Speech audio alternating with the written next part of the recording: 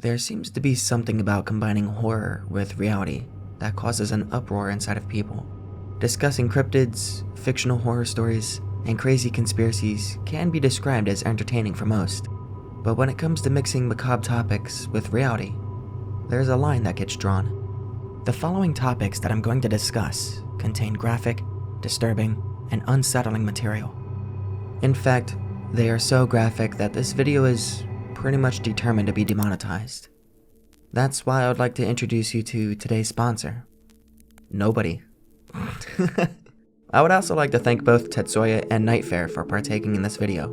Their assistance was extremely detrimental to the making of this video, and if anything, helped push me further to perfecting this video. Without further ado, welcome to the darkest real-life documentaries.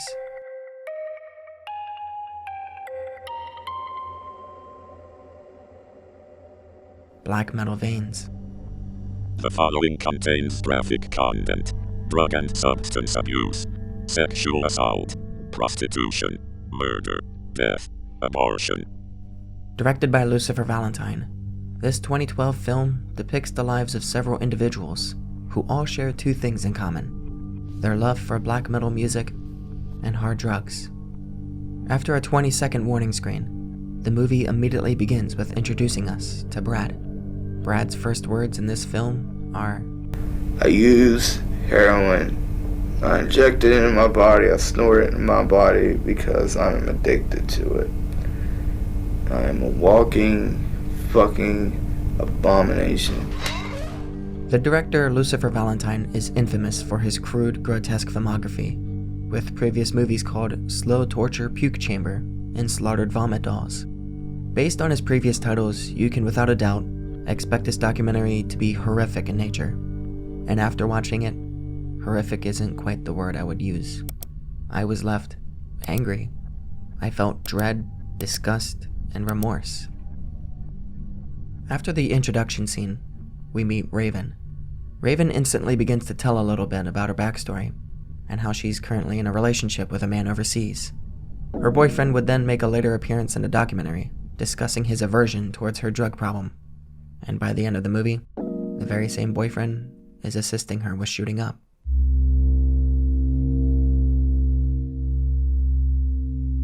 Raven begins to tell a story about one of many overdose experiences, but gets interrupted when her friends return with a new batch.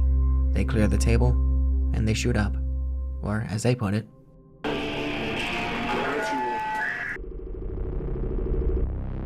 eventually, everyone takes their hits, discussing the euphoria, and the scene ends. As the movie went on, everyone involved would tell their story that led up to them trying drugs, all consisting of childhood trauma, abuse, and loss of a loved one. One man describes how his mother would consistently remind him that she hated him since he was 12 years old, due to the fact that he reminded her of his dead father. Another man tells a story about how his father served in Vietnam and physically abused the whole family due to the traumas of war. Brad, from earlier, describes how the very first woman he ever fell in love with had taken her life, and he still has no idea why or how to process the trauma. Yeah, I was gonna marry her. She was the one. I don't know what possessed her to fucking become so weak to take her own life, man. Raven stands out from the rest of them with her reasoning. It's like people say that, like, oh, I had a horrible childhood and blah, blah, blah, and this is why you know what? I had a wonderful fucking childhood. You did? I had a great childhood. Very happy, family, blah, blah, blah, blah, blah, all that fun bullshit, but you know what? I still turned out to be as fucked up as I am now. It's nobody's fault, my own. However, she later disputes her own claim about her childhood, with a quick shot of her confessing to being a victim of assault. She then reveals that her life growing up was far from perfectly fine. I was born at Virginia Beach General Hospital. Like, I was molested when I was a little girl. So I've never met my biological father. I don't even know what he looks like. And then she met this guy and married him. And he was great to her, really in love with her, but he hated me. He hated you? He hated me. Pregnant when I was 15. And then I got pregnant again when I was 17. Well, I met him when I was about 11. I lost my virginity when I was 12. And as the documentary went on, Raven and Brad became the center of attention. The documentary was still about drugs, trauma, and black metal, but these two individuals became the hook. And throughout the rest of the runtime, you can physically watch as they deteriorate further and further. Alright, let's do that, bro. This is the perils of drug use. And I was like, oh yeah, you want to see something real fucked up? Shit's fucking disgusting. Yeah, scary shit. Y'all ready? Yeah, man. Here it comes. They're all growing. Good God, man. Get that one. Eventually, a new person is introduced after discovering that one of the previous addicts had been murdered. This new person is Autumn Misery. Autumn discusses how she prostitutes herself for drugs, prostitutes others for drugs, and every activity that she has done for drugs, all while throwing up in the toilet after smoking crack. He doesn't just do this to watch bitches smoke crack. I mean, you know, nobody does. And I'm like, look, what are you down for? I mean, you could play with me in front of him. You could, you know what I'm saying, do all this. She's like, I'm not gay, but I think I would be for you. Like, that's how good it was. Brad finally opens up about the story about how he and his girlfriend went into rehab to cure their addiction and finally be done with it all. Once he got out, he put all of his money into getting his girlfriend an even better rehab, since they had just then learned that she was pregnant with his child. Time comes for her to be released, and she never comes home. Because I was done with it, you know, and I wanted her to be done with it if we were going to make it work, you know. And the night she got out, you know, I had everything set up for her at my house. You know, she was coming to move back in, you know, and everything. And I'm sitting there waiting and waiting and waiting, you know, and just waiting. 2 hours later, I get a call from her mom saying that they found her in Portsmouth behind the shooting range, you know, with the needle still in her arm. And she had OD'd off heroin. So, she just got out of rehab that night. So, the way I see it, she was dead set on doing it. Brad later finds out that the love of his life overdosed directly after exiting rehab, causing Brad to lose not only his soulmate, but to then lose his unborn child as well.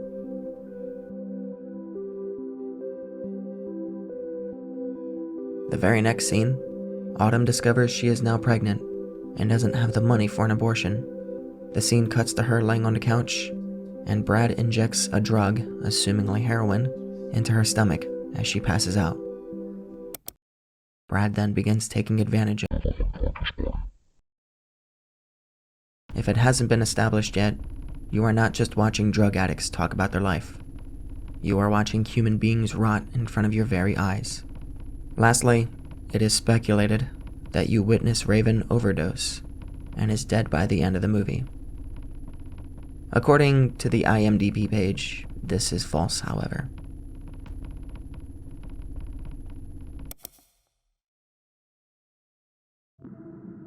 Orozco The Embalmer. The following film contains graphic material such as gore, death of all ages, murder. Someone on the IMDb page described it as a documentary about the grim work of an embalmer in one of the poorest and most dangerous parts in Colombia. Written and directed in 2001 entirely by Kiyotaka Surisaki, for the next 90 minutes, you're left to experience a life that you can imagine. Growing old in a poverty-stricken country, dissecting humans and carving out their organs is how you get by. Your day-to-day environment consists of buildings blown wide open from either decay or war, dead bodies out in the middle of the roads, and streets dedicated to piling up trash. The citizens that the camera pans across is an equal mixture of passerbyers, factory workers, and the homeless. 3 minutes into the film, and we get our very first glimpse of death as the camera pans over 4 dead bodies that are about to be worked on. Unfortunately, the movie isn't shot or translated in English, but this documentary could be played on mute, and you'll still capture the same important message. This is reality. The very next scene shows a crime scene with a man appearing to have been stabbed in the chest. The police investigate the body, and not even 5 feet away, a mother and her infant daughter stare at this corpse. To the viewer, this is shocking and unsettling, but to them, this is seemingly a weekly routine. It feels as if a dead body is being shown at every new scene, and for a movie about an embalmer, seeing footage of the dead may not seem too absurd, except mostly every corpse displayed has been out in public, found rotting and lying in the middle of the road. 7 minutes in, and Orozco gets to work on one of his stored bodies.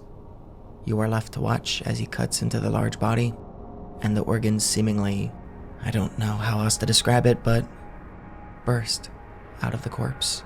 He cleans it up and continues on to display his next body, the body of a small infant, one that looks to not even be a year old. Several crime scenes are shown, and each one contains the same exact environment. A dead body lying on the road, with dozens of families, including young children, simply just staring at the body, almost with boredom, or as if to pass time. As disturbing as this movie can be to some, it doesn't really feel like it needs to be 90 minutes long. Within the first 20 minutes, you've seen enough shocking content, with decayed corpses, dead children, and organs being lazily tossed about, that everything else in the film becomes desensitized. But what keeps it disturbing is how nonchalant everyone is when it comes to public death, and how nonchalant it makes you feel. The fact that I even described myself as desensitized after 20 minutes just underlines that point. There are no more sobs, no more gasps. Just another day, just another scene.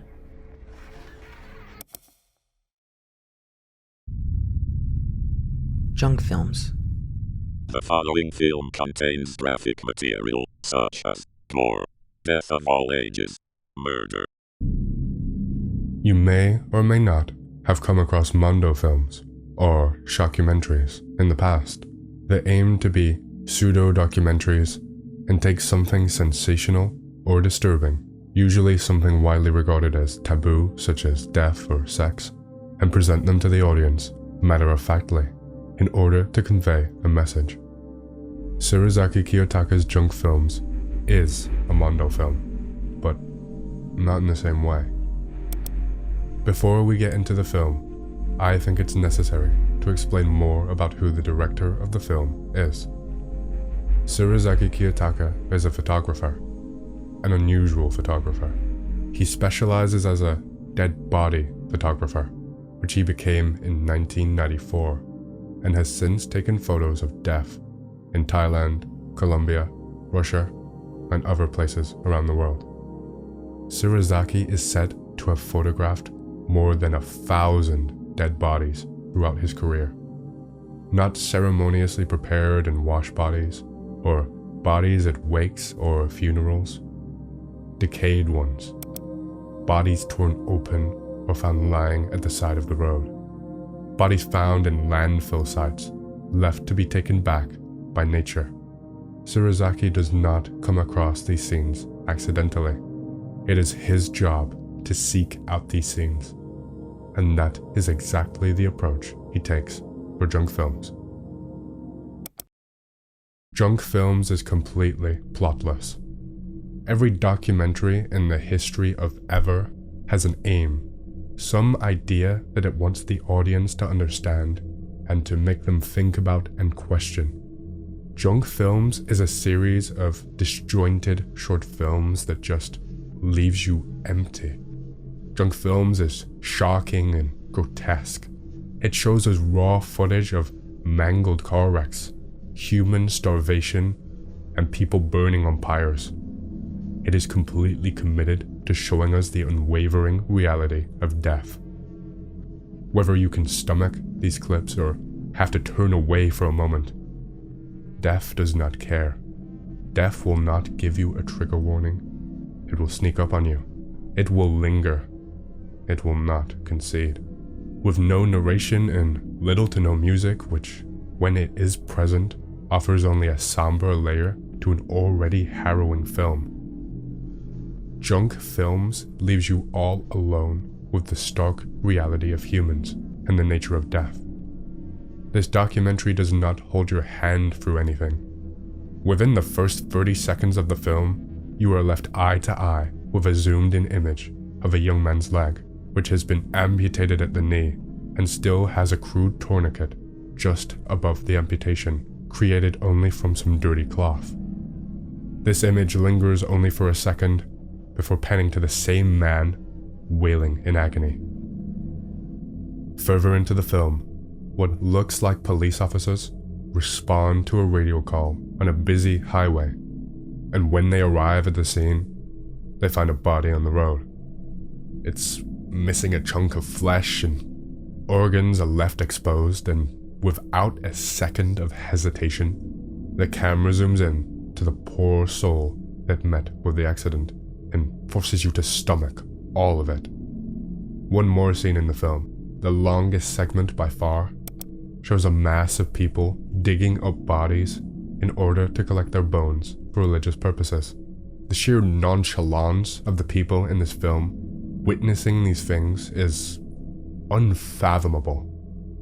The movie ends with men and women dressed in black and transferring what looks like old, shattered bones into a sort of pot using a special pair of chopsticks. Giggles of those gathered around can be heard scattered throughout as they then add money into the pot, before it is then sealed and carried into a car before being driven away. While macabre sounding, this is actually a traditional Japanese cremation ceremony being performed, where relatives assemble into a room and the crematory staff give a guided tour of the bones and point out indicators of disease shown by the bones and the effects of medicine. Using a special pair of chopsticks, they pick out a particular piece of neck bone that appears to contain a seated Buddha figure. Then everyone there, no matter the age, takes a pair of chopsticks and transfers the bones to a small pot. The laughs as the bones of a dead relative are transported into a car is a scene that will leave you truly disturbed.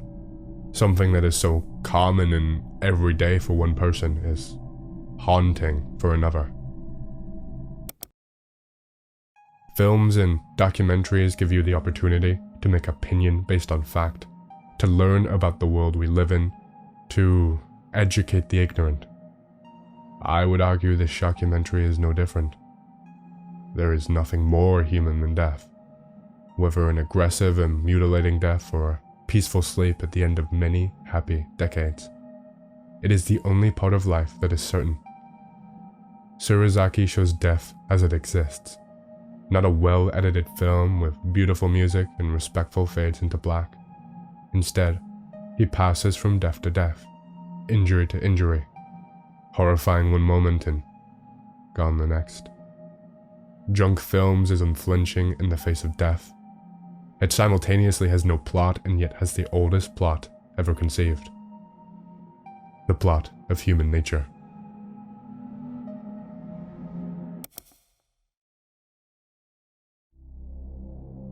A Dog's Life. The following film contains graphic material such as animal cruelty and abuse, death, murder, gore. All the scenes you see in this film are true and are taken only from life. If often they are shocking, it's because there are many shocking things in this world. Besides, the duty of the chronicler is not to sweeten the truth, but to report it objectively. Mondo Cane, which translates to A Dog's World, is a 1962 Italian documentary/film based around the premise of comparing Western society with what were considered at the time lesser developed countries. This contrast between societies was meant to shock Western audiences, therefore making Mondo Kane one of the very first shockumentaries. This documentary also coined the phrase Mondo films, which Wikipedia describes as a subgenre of exploitation films and documentary films, most often containing an emphasis on taboo subjects, portrayals of foreign cultures, and stage sequences presented as genuine documentary footage. Mondo Kane was an international success, grossing $4,360,000 USD in US and Canadian box offices alone. So why exactly was a shockumentary such a success back in the 1960s? Well, probably because it defies the modern idea that a shockumentary has to be solely based off showing images and videos of blood and guts. Mondo Kane aimed to shock its audience not with imagery, but with ideas that at the time they couldn't even fathom. Lucky for us, the entire film is available on YouTube in English, so we can take a look into what makes this Mondo film so popular. It's also a good time to mention that the entire film is quite insensitive to other cultures, especially to the people of New Guinea, which the narrator often refers to as barbarians.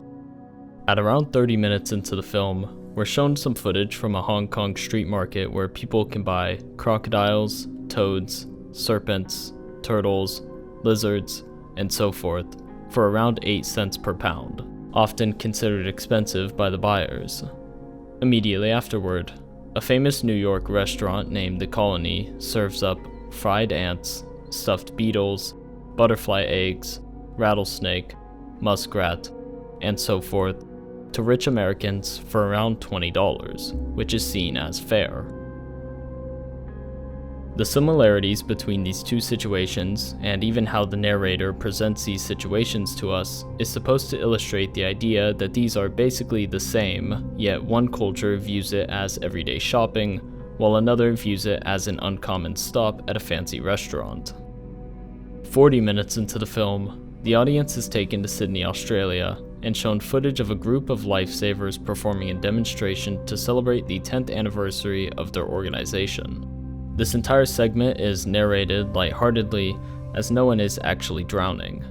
However, like last time, this is contrasted by the following two clips. A few miles from the coast of Bikini Atoll, a coral reef in the Marshall Islands, we see streaks of dead butterflies across the Pacific Ocean, having been killed off by radiation. Between the years of 1946 and 1958, the United States detonated 23 nuclear bombs near Bikini Atoll. Because of this, local wildlife has to adapt. Some birds now prefer to live underground to avoid radiation, and certain fish have chosen to leave the water and live in trees for hours at a time, presumably to stay out of the radioactive water. After that, we're shown images of a Malaysian underwater cemetery. Sharks eat the bodies, and all that remains are bones scattered across the coral reef. The point of all this, once again, is to shock the Western audiences. This might not seem that shocking nowadays, but due to the lack of readily available knowledge in 1962, the general public didn't know much about what was happening on the other side of the globe. Some other interesting clips include a running of the bulls in Portugal contrasted with the beheading of buffalo bulls in a strength contest, a shop in Singapore that sells snakes to eat contrasted with the procession in an Italian village for St. Dominic's Day, in which participants will carry snakes with them as a sign of good faith. Overall, if you're trying to find something gory to watch, then Mondo Kane is not the documentary you're looking for. But if you're looking for some old school cultural shock from the world's first shockumentary, then yes, you might want to check out Mondo Kane.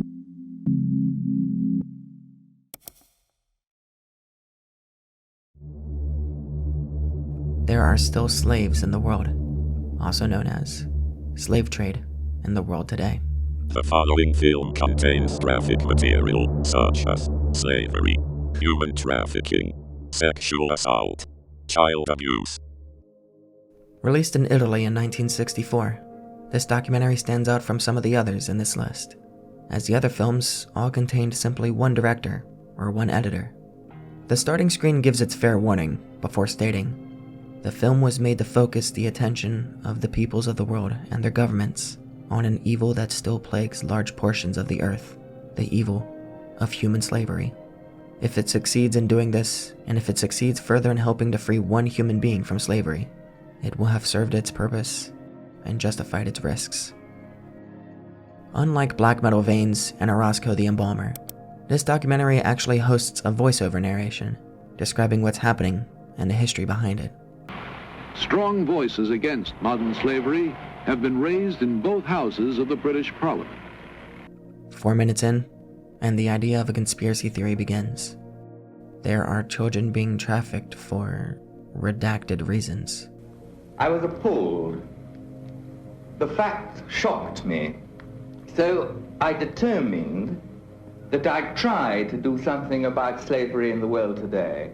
The man goes on to spin an even deeper theory, that the United Nations are aware of the slave trade and won't do anything because they can reap the benefits from cheap oil. For example, the United States has vast oil interests in Saudi Arabia, which is one of the largest slave-owning countries in the world.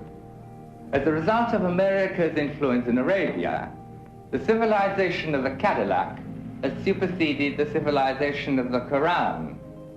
Britain does nothing about it because she, in her turn, is afraid of offending Washington. And she doesn't want to offend the slave-owning countries that have still not ratified the UNO Convention on Slavery. I won't lie. When I heard him say this, I genuinely contemplated what exactly I was getting myself into. I expected grotesque and depressing footage, yet literally 5 minutes later, I am being told that the United Nations are aware of the trade and won't stop the crimes because they can pocket oil. It has raised the price of human flesh. Shortly after this, we are given our first footage of slaves at work. Children, all 9 through 12 years old, blindfolded and forced to gather water. The scene cuts to more children, however, these are children born under wealth and privilege. They go to rich schools, they live rich lives, and they even have their own slaves to carry their books. In one sudden switch of scenery, the documentary goes from discussing slave trade to exposing the cruelty of oil and its power over the governments.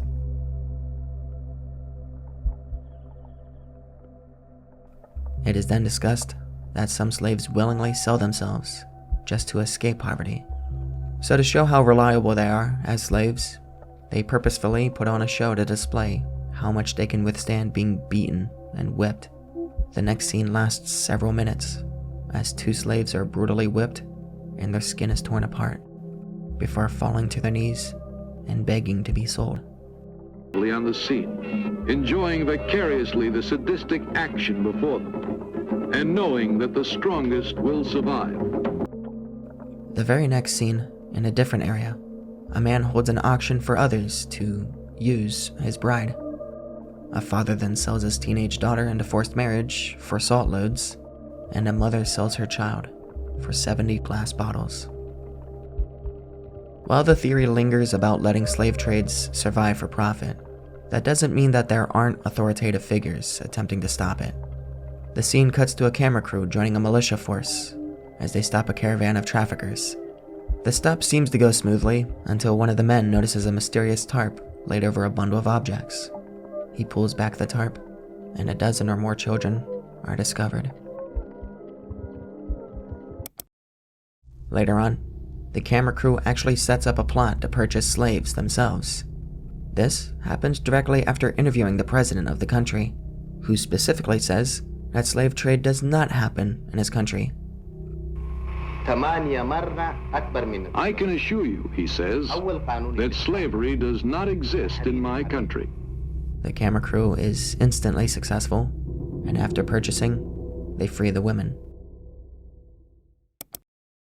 One disturbing moment in this documentary is when they discover a brothel that is housing sex slaves, owned by a man who also owns an orphanage. It is believed that the orphanage contains the children that the sex slaves give birth to, and to which the orphanage raises until old enough to sell the children into slavery. The crew secretly captures the moment a rich businessman walks into the orphanage and purchases 2 teenage girls.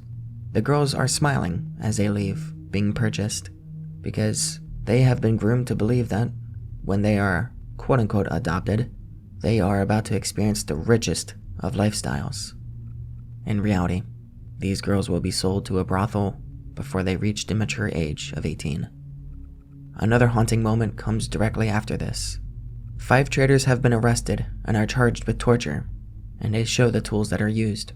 These tools were used to purposefully disfigure and cripple children, as to catch the attention of passing citizens for generosity and donations. They show each tool and its purpose.